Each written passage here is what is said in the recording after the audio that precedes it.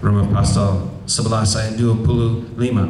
Paulus berkata, saudara-saudara, supaya kamu jangan menganggap dirimu pandai, aku mau agar kamu mengetahui rahasia ini.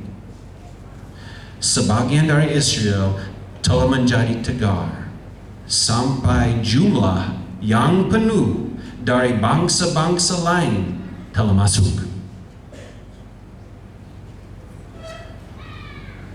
Tuhan mengkeraskan hati orang kadang-kadang seperti Firaun. Dia ada rencana. Tuhan ada rencana yang ajaib untuk sementara bangsa Israel masih tegar. Tetapi jumlah bangsa-bangsa yang lain sedang masuk. Itu sebagian amanat agung. Dan itu adalah rahasia. Dan menurut Matius pasal 14, Injil kerajaan ini akan diberitakan di seluruh dunia menjadi kesaksian bagi semua bangsa. Sesudah itu barulah tiba kesudahan. Jadi ini menjadi motivasi bagi kita. Siapa di sini mau melihat kedatangan Yesus Kristus? Ada? Siapakah sungguh-sungguh mengasihi Yesus? Kita tidak hanya main-main gereja. Kita sedang memuji, kita sedang melayani satu raja yang di atas segala raja yang akan datang. Dan dia punya timetable, dia punya jadwal waktu yang berkaitan dengan penjangkauan setiap suku dan bangsa. Itu menjadi motivasi bagi kita. Dan Yesus sudah berjanji, saya menyertai kalian dalam pelayanan ini sampai akhir zaman. Bisakah saudara membayangkan hari itu kedatangan Yesus? Kita membaca tentang kedatangan Yesus yang pertama kali, dan ada banyak malaikat. Bagaimana dengan kedatangannya yang kedua? Bagaimana perasaannya untuk melihat wajahnya? Karena dia akan melihat setiap kita. Mata-mata itu yang berapi-api akan melihat setiap wajah di sini. Di Wahyu pasal 1 ayat 13 sampai 16 berkata, dan di tengah-tengah kaki Dian itu ada seorang serupa anak manusia, berpakaian jubah yang panjangnya sampai di kaki, dan dadanya berlitikan ikat pinggang dari emas. Sangat indah, saudara.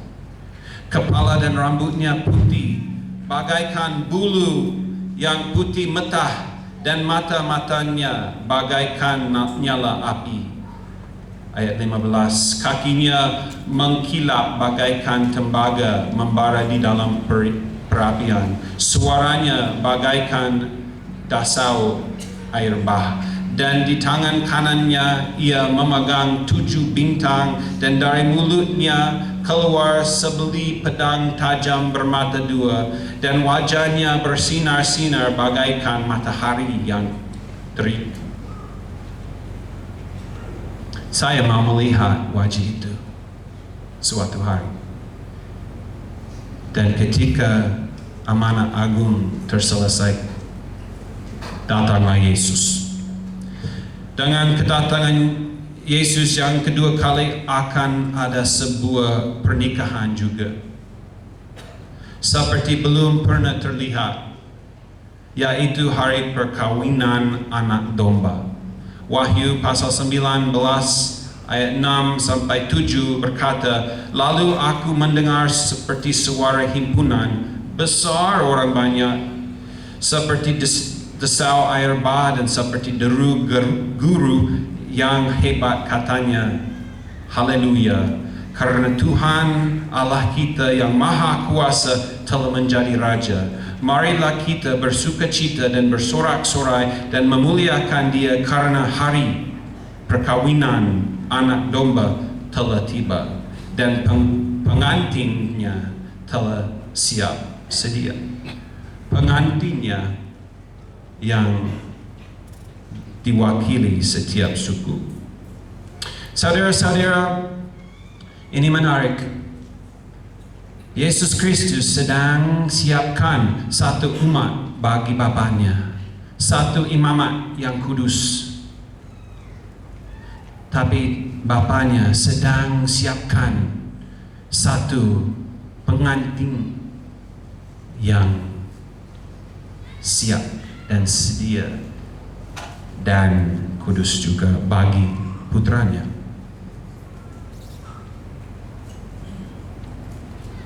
Mari kita ambil bagian tugas yang penting ini. Mari kita campur tangan dengan Tuhan Yesus menyelesaikan amanat agung. Dan untuk saudara-saudara yang sudah menjadi sedikit lapar, di perkawinan anak domba ada sebuah perjamuan juga. Mari kita melihat ayat 9 dari pasal 19 di sini, Wahyu. Lalu ia berkata kepadaku, tuliskanlah, berbahagialah mereka yang diundang ke perjamuan kawin anak domba. Saya ada satu teman di sini, di mana El Pastihia di belakang. El Pastihia menelpon saya tadi malam. Saya sebenarnya menelpon El Pasti. El Pasti datang besok kepada acara wisuda. Tapi El Pasti berkata, saya belum dapat undangan, Bapak. Bagaimana kalau saya datang dan ditolak? Saya berkata, kalau ditolak, datang kepadaku. Datang kepadaku. Saya akan bawa HP-ku. Kalau saya di depan aja, panggil aku, saya akan memastikan kamu masuk. Itu. Tapi siapakah aku? Kita punya Yesus Kristus yang akan membawa kita kepada perkawinannya, perkawinan anak domba. Dan ada perjamuan kawin anak domba. Saya janji saudara-saudara, makanan di sana lebih enak daripada yang di situ. Saya janji. Karena apa? Karena seperti awalnya, akhir suatu hal lebih baik, lebih hebat daripada awalnya. Kedatangan Yesus yang kedua kali lebih hebat daripada kedatangan yang pertama, dan kita sudah tahu kedatangan yang pertama sungguh-sungguh hebat. Jadi saya sangat mau melihat kedatangan itu. Saya mau ambil bagian, saya mau campur tangan dengan Tuhan untuk menyelesaikan amanat agung. Dan biarkan visi kedatangan Kristus ini selalu memotivasikan saudara-saudara. Kita harus berkomitmen yang kuat untuk menggenapi visi ini. Karena suku-suku yang masih belum dijangkau di dunia ini dan di Indonesia pun merupakan benteng-benteng kuat. Tetapi Yesus sudah berjanji, alam maut tidak akan menguasai jemaatku. Alam maut tidak akan menguasai kemajuanku. Nah, ini menarik. Dalam bahasa Yunani, seperti ada pintu gerbang, ada pintu maut itu yang terkunci. Tetapi pintu itu tidak kuat. Tuhan Yesus sama umatnya akan masuk dan melepaskan tahanan di dalamnya. Jadi suku-suku mana, walaupun seperti benteng, akan dimasuki oleh jemaat Tuhan.